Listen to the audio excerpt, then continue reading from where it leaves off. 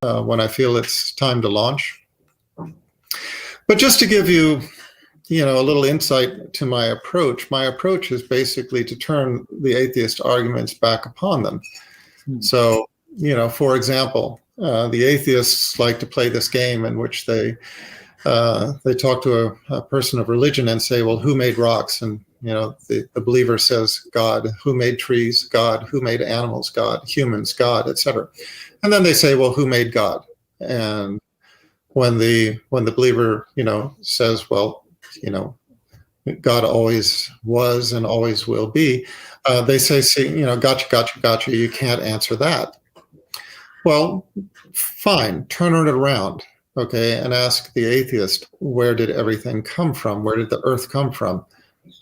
The Big Bang, and prior to that, the singularity. And where did the, local supercluster come from? The Big Bang. And the universe, the Big Bang, et cetera, et cetera. Same question. Where did the Big Bang come from? Well, they say the singularity. Okay, so where did the singularity come from? Now it's our turn to say, gotcha, you can't answer that. Yeah.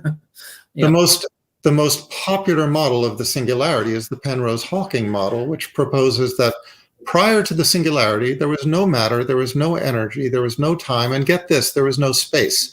There was not even the space in which a perfect nothingness could exist. There was nothing. Yeah. Okay.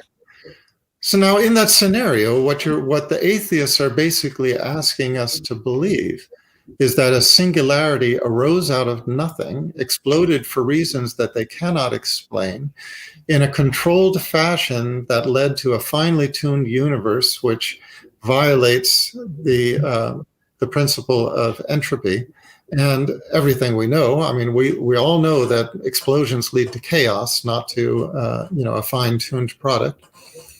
And so, a believer can say, look, I believe in a creator, and that explains all else. But an atheist has to say that they believe in multiple things which lack explanation. Where did the singularity come from? Why did it explode? What were the forces that governed that expansion? What contained that expansion into what has become our finely tuned universe, et cetera, et cetera, et cetera. Mm-hmm. Well, now who starts to look a little silly in their blind belief? And in the same way, you can talk about evolution.